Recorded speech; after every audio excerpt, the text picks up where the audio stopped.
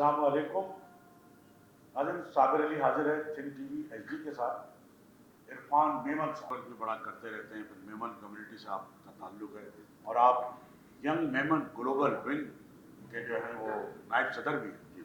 तो ये young Memon global wing जो है ये क्या है, ज़रा इसका भी बताएं। सर, ये आईएमओ इंटरनेशनल मेमन ऑर्गेनाइजेशन है। सर मेमन कम्युनिटी में आपको बताऊं कि 1947 में सर आदम जी का वो ब्लाइंड चेक शायद दुनिया भूल गई है, पाकिस्तान की कौम शायद भूल गई है, मैं फिर याद दिला दूं कि मेमन कम्युनिटी का इस मुल्क को बनाने में बड़ा रोल है। और आज भी मेमन कम्युनिटी भरावल दस्ता बन के सामने खड़ी हुई है। तो बिजनेस कम्युनिटी जनरल मुशर्रफ साहब का दौर तो अपनी जगह पे, कायद आजम मोहम्मद अली जिन्ना को पहला चेक जो दिया गया वो आपको सर आदम जी ने दिया, जो मेमन बिजनेसमैन कम्युनिटी से थे, और उसी से पहले सैलरी बढ़ी। तो पाकिस्तान के अंदर जब मेमन कम्युनिटी ने अपना रोल अदा किया हमेशा, तो जाहिर बात है कि इस हवाले से आईएमओ इंटरनेशनल मेमन ऑर्गेनाइजेशन एक 15 से 16 लाख मेंबर्स के ऊपर मुश्तमिल एक जमात है। आईएमओ एक पूरी हमारी जो है एक ऑर्गेनाइजेशन है, जिसके अंदर यंग मेमन ग्लोबल विंग एक पूरे पाकिस्तान चैप्टर नहीं, पूरी ग्लोबल चैप्टर का मैं वाइस प्रेसिडेंट हूँ। फरहान परदेसी साहब हमारे प्रेसिडेंट हैं। और मैं आपको यहाँ पे बताऊँ कि हमने अल्हम्दुलिल्लाह 2000 के करीब हमने अनएम्प्लॉयमेंट जो है वो यहाँ पे ख़त्म की, और 2000 जो है वो बेरोज़गारों को रोज़गार दिया। और इसी प्लेटफॉर्म के ज़रिए हमने पूरी दुनिया के अंदर जितने भी एंटरप्रेन्योर्स हैं उनको हमने हमेशा एक वेलकम किया। और मेमन कम्युनिटी के अंदर जितना टैलेंट है उसको भी दोबारा से उजागर कर रहे हैं। और हमारे बड़े, जिसमें AKD साहब, अब्दुल करीम रेड्डी साहब का नाम लूँगा, रफीक साहब का नाम लूँगा, मैं यहाँ पे बहुत सारे नाम ले सकता हूँ जो कि मैं यहाँ पे लेना, हाजी रफीक परदेसी साहब का नाम लूँगा। ये सारे हमारे सिंबल हैं। और ये मैं समझता हूँ कि मेमन कम्युनिटी जब भी पाकिस्तान पे बुरा वक्त आया, ये कम्युनिटी ने आपको फ्रंट फुट पे आके हुए नजर आया। तो मैं समझता हूँ कि IMO young Memon global wing के वाइस प्रेसिडेंट की हैसियत से मैं ये समझता हूँ कि अब ये वक्त आ चुका है कि जिस हालात से मुल्क गुजर रहा है, तमाम कम्युनिटी अपने अपने डोमेन में रह के अपनी अपनी कम्युनिटी को सपोर्ट करें, ताकि इन मुश्किल हालात से उनको निकाला जा सके। कराची में जो है वो एक सियासी खला जो पैदा हुआ वो 22 अगस्त को जब अल्ताफ़ हुसैन ने दायरे के मुतनाज़ा तकरीर की, और उसके बाद उनकी पूरी पार्टी ने अपने ही लीडर को निकाल दिया। ये ऐसा किसी मरहला दुनिया में नहीं हुआ होगा कि किसी लीडर किसको निकाले, बजाय पार्टी के कुछ लोगों ने लीडर को निकाल दिया। लेकिन ये 6-7 साल का अरसा अल्ताफ़ हुसैन के बगैर कराची में जो सियासत हुई, PTI को भी दायरे के पूरे ताकत के इंजेक्शन लगा के, और पूरी इनको जिस तरह कंधे पे, जिनके कंधों पे बैठ के PTI आई और कराची में उनको सीटें दिलवाई गई, लेकिन ये सारी कोशिशें जो हैं वो भी नाकाम हैं। तो कराची का जो सियासी खला है वो अभी तक उसी तरह मौजूद है। कोई खला न तो खुद MKM जो पाकिस्तान बनी और बहादुराबाद बनी, वो भी अब जो है बिल्कुल 6ठे नंबर की जमात हो गई जब कराची में ज़मीनी इलेक्शन होते हैं। और PTI, हम ये तो नहीं कह सकते कि PTI ये है कि कोई 6ठे नंबर, वो भी खैर बल्दिया टाउन के इलेक्शन में तो वो भी 5वें नंबर पे आई, जो बल्दिया टाउन का इलेक्शन हुआ जहाँ PS पार्टी जीती। तो अब अच्छा, सोशल मीडिया पे बड़े पैमाने पे एक कैंपेन चल रही है अल्ताफ़ हुसैन जी, और अल्ताफ़ हुसैन ने जो नए आर्मी चीफ उनको ख़त भी लिखा है। उन्होंने कहा जी मैंने पहले भी आर्मी चीफ को ख़त लिखा है, और वो मुतादिद बार माफ़ियाँ भी मतलब मांग चुके हैं, उसकी कापी भी लगाई है। अच्छा, आप देख रहे हैं गुज़िश्ता 6-7 महीनों जब से इमरान खान साहब की कुर्सी गई है, वो जिस तरह फ़ौज के लिए जो कलमात इस्तेमाल कर रहे हैं, जो मग़लज़ात उनके लोग सोशल मीडिया पे जिस तरह फ़ौज और सिपा सालार को लिए, तो उनके खिलाफ अब तक कोई कार्रवाई आप देखते सामने आई। अल्ताफ़ हुसैन का एक जुमला था, वो कहते हैं जी ठीक है मेरा था, मैं माफ़ी मांग रहा हूँ। तो अल्ताफ़ हुसैन की जमात एक बड़ी जमात रही है सिंध के शहरी इलाकों की, और फिर आर्मी चीफ परवेज़ मुशर्रफ के साथ वो हुकूमत में शामिल रहे। तो क्या वजह है कि आज वो बिल्कुल सियासत से बाहर है? कहा जा रहा है कि शायद उन्हें कोई सियासत में आज़ादी मिल जाए। एक तो आप ये भी जवाब दे दीजिएगा कि जिस तरह एक इज़हार राय की आज़ादी सबका हक है, जी बिल्कुल, तो उनको भी हक मिलना चाहिए, नहीं मिलना चाहिए इज़हार राय का, और उन पर सियासत पे जो पाबंदी है वो आपके ख्याल में हटनी चाहिए, सबको खुला मैदान देना चाहिए? دیکھیں بات آپ نے سوال بہت بڑا کیا ہے اور اس کے اندر بہت ساری چیزیں آپ نے اس میں ایڈ کی ہیں، اور اس میں سب سے جو مجموعی سوال ہے وہ آپ کا جو ہے وہ الطاف بھائی کے حوالے سے ہے کہ جو ان کی جو فریڈم آف اسپیچ کے اوپر جو قدغن لگی ہوئی ہے اسے دور ہونا چاہیے، بالکل ہونا چاہیے، اور بالکل انہیں معافی ملنی چاہیے۔ انہوں نے دیکھیں غلطیاں انسان سے ہوتی ہیں، کس لیڈرز کی غلطیاں نہیں ہوئی؟ اور اس کا کوئی ایک بتا دیں اگر کوئی ہے تو۔ سر مجھے ایک بات بتائیں، اسمت یار ولی آپ کی اسمبلی میں کھڑے ہو کے بڑے بڑے جلسوں میں یہ جو دہشت گردی ہے اس کے پیچھے وردی ہے، یہ الفاظ کس نے نکالے؟ پھر آپ یہ دیکھیں کہ مولانا فضل الرحمان، پھر آصف علی زرداری، آپ کو یاد نہیں ہے وہ ایپیسوڈ رائے شریف والا کہ آپ کو تو 3 مہینے کے لیے آنا ہے، ہمیں تو 3 سال کے لیے، ہمیں تو ساری زندگی رہنا ہے۔ پھر اس کے بعد انہوں نے آواز دی کہ آپ کو لگ پتہ جائے گا، آپ کو انہوں نے جو ورڈ استعمال کیا جنرل رائے شریف صاحب کے لیے کہ خاموش، بڑی زور سے انہوں نے وہ آواز نکالی اور بہت سارے الفاظ اس تسلسل میں وہ بول گئے۔ تو میں نہیں سمجھتا کہ پاکستان کی کوئی بھی سیاسی پارٹی ایسی ہے۔ نواز شریف، مریم نواز، یہ وہی باجوہ صاحب تھے کہ جن کے نام لے لے کے ان کو کہاں کہاں نہیں گھسیٹا گیا، تو کیا وہاں پہ کوئی قانون نافذ نہیں ہوتا ان کے اوپر؟ تو میں سمجھتا ہوں کہ ایسے بہت سارے چہرے ہیں۔ اور پھر آپ عمران خان کی پرانی ویڈیوز دیکھیں، وہ تو بہت پرانا ان چیزوں کو دہراتے ہوئے آئے اور آج بھی دہرا رہے۔ دیکھیں بات یہ کہ مقدس کا کوئی بھی نہیں ہے، تنقید ہونی چاہیے مگر تعمیری تنقید ہونی چاہیے۔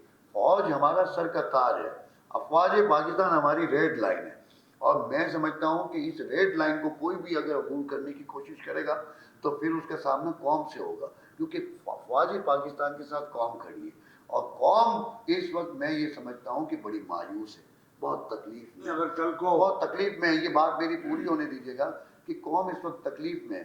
جب یہ ورڈ کہے جاتے ہیں کہ یہ جو دہشت گردی ہے اس کے پیچھے وردی ہے، تب پھر میں یہ سوچتا ہوں کہ میرا جوان جو بارڈر پہ کھڑا ہو کے وہ جو شہادت دے رہا ہے، اور جس طریقے سے شہادتیں روز کی تعداد میں اس ملک کو، اس ملک کی جو دفاع کو محفوظ کرنے کے لیے دی جاتی ہیں، اس کا لیڈر کبھی غدار نہیں ہو سکتا۔ اس کے ساتھ غلطیاں ہو سکتی ہیں۔ جب آپ کو لایا گیا تو بہت زبردست ہے، جب آپ کو معیشت کے لیے لایا گیا تھا، آپ کو اسٹیبلشمنٹ کو بہتر کرنے کے لیے نہیں لایا گیا تھا، آپ اپنے ڈومین میں رہتے، اپنے ڈومین میں رہ کے آپ فیضیاب ہونے کی ضرورت کیا تھی آپ کو؟ آپ کیوں فیضیاب ہونا چاہتے تھے؟ یہ آپ کا ڈومین نہیں تھا۔ تو میں سمجھتا ہوں کہ الطاف بھائی نے تو زاہد شریف صاحب کے دور میں ضرب حج کے لیے 1,00,000 کارکن دینے کا وعدہ کیا تھا۔ پہلا جلسہ مزار جناح گراؤنڈ کے اندر جو ہوا وہ الطاف حسین بھائی نے کیا، اور لاکھوں ہزاروں کی حمایت میں ریلی، اور حمایت کی ریلی نکالی، میں اس کا حصہ تھا۔ کسی سیاسی جماعت نے ریلی فوج کی حمایت میں نکالی۔ احمد رضا قصوری صاحب ہمارے اسٹیج پہ موجود تھے، ہم سب ماشاءاللہ وہاں موجود تھے، اور یہ موجود ہونے کی وجہ یہی تھی کہ افواج پاکستان ضرب عزم کے ساتھ، آج ان کو معاف کرنے وہ تیار نہیں نا۔ لیکن نہیں، معاف کرنے کے لیے میں سمجھتا ہوں کہ راہ ہموار ہو چکی، اور میں سمجھتا ہوں کہ ان کو آنا چاہیے، ان کو پاکستان آنا چاہیے۔ انگلینڈ کوئی ہمارا سیاسی پلیٹ فارم ہے کیا؟ آپ وہاں پہ جا کے وارم اپ میچ کھیلنے جاتے ہیں؟ جب یہاں پہ پریشانی ہوتی ہے وہ آپ وارم اپ کھیلنے سب لندن چلے جاتے ہیں؟ بھائی یہ ملک ہے تو ہمیں بھی پاکستانی بائی پاکستانی، یہ ملک ہے تو ہمیں۔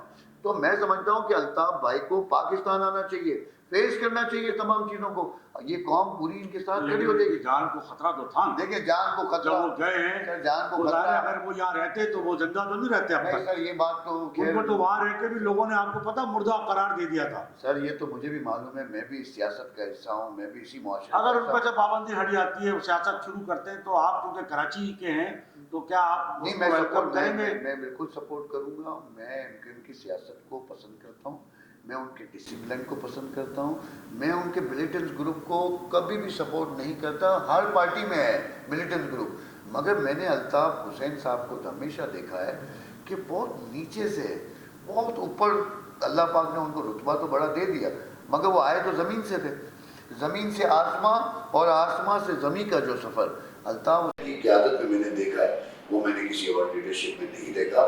جنرل مشرف صاحب بھی اس بات کو مانتے تھے، کیونکہ میں ان کے بہت قریب رہا، اور وہ سمجھتے تھے کہ آپ دیکھیں کوئی بھی انسان مقدس کا نہیں ہے، آپ کو ڈائریکشن دے کے چلانی ہوتی ہے۔ آج آپ جنرل مشرف صاحب کے دور کو اگر دیکھیں تو جو بلدیاتی نظام تھا آج اس بلدیاتی نظام کے لیے ہی ہم ترس رہے ہیں. آج وہ کون سا بلدیاتی الیکشن ہو رہے ہیں جنوری میں, آپ نے نہیں اس کے لیے کوئی کہا آزاد امیدوار کے نہیں, آزاد امیدوار کے لیے میں نے NA-246 سے الیکشن میں پارٹیسپیٹ کیا تھا لیاری سے, مگر انفارچونیٹلی جو وہاں پہ کچھ کیا نام ہے ان کا جو وہاں کے ایم این اے تھے جو انہوں نے شکور شاہ انہوں نے استعفیٰ واپس لے لیا. یعنی کہ میرے ساتھ کھڑے ہو کے خان صاحب کے ڈاکومنٹ جمع کروائے. جب پورے ڈاکومنٹس ہمارے اپروو ہو کے آ گئے تو اس کے بعد موصوف نے جا کے کہا کہ میں نے استعفیٰ ہی نہیں دیا. تو پاکستان کی سیاست کا یہ حال ہے. بہرحال میں ضرور پارٹیسپیٹ کروں گا اور میری کانسٹیٹنسی NA-245 اور 246 کیونکہ I was born in Lyari, تو میں پوری کوشش کروں گا کہ لیاری کو جو پیرس بنانے کا خواب محترمہ بے نظیر بھٹو آپ پیپلز پارٹی کا گھر ہے نا, سر یہ آپ کہتے ہیں, سر یہ آپ کہتے ہیں وہاں پہ بھی قوم رہتی ہے, وہاں پہ بھی بلوچ, ماشاءاللہ بلوچ قوم, پٹھان قوم, میمن قوم. I was born in Lyari. مجھے لیاری کی پتہ ہے کہ لیاری کے اندر کیا مایوسیاں ہیں, مجھے پتہ ہے لیاری کے اندر کیا کمی ہے اور لیاری کے اندر کس چیز کی کمی ہے. وہاں پہ آپ پارٹی کا وہاں مقابلہ کر سکتے ہیں. آپ بلاول بھٹو کو دیکھیں کہ بلاول بھٹو پچھلے الیکشن میں سلیم قادری کے بیٹے ماشاءاللہ سے ان سے کتنے وہ تھرڈ نمبر پہ آئے, وہ سیکنڈ نمبر پہ آئے, شکور صاحب فرسٹ نمبر پہ آئے. اور آپ نے آپ کو پتہ ہے کہ جس طرح الیکشن ہوئے اور جو کیا گیا ہے ان کو ایک سیٹ دلانی تھی جو لڑکا نے دلا دی یہاں سے ان کو سیٹ. ٹھیک ہے, مگر لیاری کی سیٹ کو ہارنا یہ لیاری نہیں آئے گا. جیسے 14 سیٹیں ایم کیو یہاں سے ہار گئی تو پھر آپ سمجھ لو کہ پاکستان کی سیاست میں پھر وہ بات تو کرنی ہی نہیں چاہیے کہ سیاست ہماری جو ہے وہ آزاد ہے. لیکن اب وہ کہتے ہیں ہم نیوٹرل. ارے سر نیوٹرل کبھی ہو سکتے ہیں. پاکستان کا دفاع کبھی نیوٹرل لوگ کر سکتے ہیں, کبھی نہیں کر سکتے. پاکستان کی معیشت کو جو چیلنج دیکھیں پاکستان کے آئین میں کوئی کردار نہیں. آئی نو دیٹ, مجھے اسٹیبلشمنٹ کا کوئی کردار نہیں, بالکل کردار نہیں ہے. مگر ہونا چاہیے تھا. اگر کل معیشت آپ کی چیلنجیبل ہو جائے گی تو آپ مجھے بتائیں. سیاستدان ہیں کہاں آپ کے پاس؟ یہ سیاستدان ہے سر, آپ اس کو سیاستدان کہتے ہیں. ارے سر یہ جو ہیں انہی سے کام ہے نا. پاکستان اس بدبودار اور یہ جو اس وقت جو جمہوری نظام ہے اس کا متحمل ہی نہیں ہے. پاکستان ایک پریزیڈنشل سسٹم کا متحمل ہے اس وقت. پاکستان کی جو پوزیشن آج یہ حالات میں ہم پہنچ چکے ہیں, پاکستان اس وقت آپ دیکھیں کس طرف جا رہا ہے. آپ بھی صدارتی نظام کی بات, میں صدارتی نظام کا حامی ہوں. میں سمجھتا ہوں اس ملک کا حل ہی صدارتی نظام ہے, اور میں سمجھتا ہوں کہ تمام اکائیوں کو موقع ملنا چاہیے. اختیارات ایک سب کے ہاتھ میں آ جائیں گے نا. پارلیمانی جمہوریت دیکھیں جب 18ویں ترمیم ہو سکتی ہے تو 19ویں ترمیم بھی آ سکتی ہے, 20ویں ترمیم بھی آ سکتی ہے. آپ نے 73 کے آئین کا جو حال کیا ہے, یہ تو آپ نے 18ویں ترمیم کیا کی ہے؟ 18ویں ترمیم تو سو کولڈ ہے کہ آپ نے اختیارات نیچے دے دیے. بھائی آپ نے اختیارات نیچے نہیں دیے, آپ کو یہ پتا تھا کہ اب میں پریزیڈنٹ تو بنوں گا نہیں, تو سندھ پہ قبضہ کر کے رکھوں. جو سندھ میں باقی چیزیں وہ بھی آج دیکھ لیں آپ سندھ کے حال. لاڑکانہ پہ 2009 میں 900 ارب روپے لگائے گئے تھے.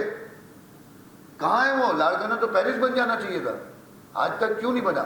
دیکھیں بلاول ایک نوجوان قیادت ہے, میں سمجھتا ہوں کہ ان میں بھی اچھے لوگ موجود ہیں, مگر میں سمجھتا ہوں کہ جو لیگیسی ہے اس لیگیسی کو چاہیے کہ اس وقت تمام اکائیاں اس وقت ہم نے یہ بازو آزما لی ہیں ان سب کو. تو میں سمجھتا ہوں پریزیڈنشل سسٹم ہونا چاہیے اس ملک کے اندر نافذ, اور ان سب کو شٹ اپ کال جانی چاہیے, اور پاکستان کا احتساب ہونا چاہیے. جب تک آپ احتساب نہیں کریں گے, پھر نکال دیں وہ تمام جیلوں سے ان بندوں کو جنہوں نے چھوٹے چھوٹے جرم کیے ہیں. اور یہ بڑے جرم کرنے والوں کو آپ 50 روپے پہ باہر بھیج دیتے ہیں. وہ انارو نہیں تھا جو عمران خان نے دیا. ایک مجرم آپ کے پاس قید کے اندر موجود ہے, آپ نے اس کو بھیج دیا, تو وہ انارو نہیں تھا. اور آج آپ اسٹیجوں پہ کھڑے ہو کے جنرل مشرف صاحب کے لیے کہتے ہیں کہ انہوں نے انارو دیا. انہوں نے انارو نہیں دیا, انہوں نے اس ملک کی معیشت کو, اس ملک کے جمہوری نظام کو بچانے کے لیے وہ انارو دیا تھا. اور انارو دلوایا کس نے؟ چودھری پرویز الہی نے دلوایا, کیونکہ وہ تو شیروانی سلا کے بیٹھے ہوئے تھے کہ مجھے وزیر اعظم بننا ہے. اور آپ نے دیکھا ہوگا کہ وہاں سے لے کے آج تک ہارنے کے بعد انہوں نے جنرل مشرف صاحب کی مخالفت کی. چودھری شجاعت صاحب, آج بھی آپ نے دیکھا ہوگا کہ پرویز الہی اور چودھری شجاعت کے درمیان جو اختلافات ہیں وہ یہی اقتدار کے. اقتدار ہونا چاہیے, ملنا چاہیے, مگر ایسے اقتدار کا کیا فائدہ کہ جس کے اندر آپ اپنے فیصلے خود نہ کر سکیں. تو میں سمجھتا ہوں کہ جن کو آپ نے ڈاکو کہا, کیا کیا کہا, اس کو آپ نے وزیر اعلیٰ بنا دیا. اور آپ نے دیکھا کہ آصف علی زرداری نے بھی ان کو یہی کہا کہ میرے قاتل یہ ہیں، اور پھر اس کے بعد جا کے پاؤں میں پڑ گئے. تو یہ سیاسی نظام اور یہی ہے، یہ سیاسی بونے ہیں، یہ سیاسی بونے ہیں. یہ یوں پہ موقع میں آپ کس کو دیکھیں گے؟ میں کون آئے گا؟ کون آپ کا ملک کا صدارت؟ نہیں سر، اس ملک کے اندر بزنس کمیونٹی کے بہت بڑے بڑے نام موجود ہیں. اس ملک کو بزنس کمیونٹی نے بنایا ہے، اس ملک کو بزنس کمیونٹی بچائے گی. اور آپ سمجھتے ہیں کہ یہ نااہل اور نالائق لوگ ہمارے فیصلے کریں گے؟ نہیں، بزنس کمیونٹی تو ملک کو نہیں بنایا، لیکن یہاں 20 لاکھ قربان جو جانے دیے ہندوستان سے آنے والوں نے، جو عوام نے، قائد اعظم کی سربراہی میں ایک تحریک. سر ہم بھی اسی میں سے ہیں، ہماری فیملی بھی اسی میں سے ہے، ہمارے خاندان بھی اسی میں سے ہے. ہم سمجھتے ہیں کہ بزنس کمیونٹی نے سپورٹ ظاہر اس وقت کیا ضرورت تھی. تو سر پہلا چیک آپ کو، پہلی سیلری آپ کی بزنس کمیونٹی نے بانٹی ہے، تو آپ اس کو یہ حق تو دیں گے کہ بزنس کمیونٹی نے پاکستان بنانے میں اپنا رول ادا کیا. اور آج ان کے فیصلے یہ نالائق اور نااہل کر رہے ہیں، جن کو پیسہ بھی ہم دیتے ہیں، ووٹ بھی ہم دیتے ہیں، نوٹ بھی ہم دیں، ووٹ بھی ہم دیں، تو اب فیصلے بھی ہم آپ خود کریں. تو ناظرین، ہماری گفتگو جاری ہے عرفان میمن صاحب سے. ہم ایک وقفہ لیتے ہیں، لیکن وقفے کے ساتھ یہ جو ایپیسوڈ ہے، یہ پہلا ایپیسوڈ ہے، اور باقیہ جو گفتگو ہے وہ بڑے زبردست جو سوالات ان سے مطلب جن سوالات کا جواب انہوں نے بہت زبردست انداز میں دیا، وہ آپ سیکنڈ ایپیسوڈ کو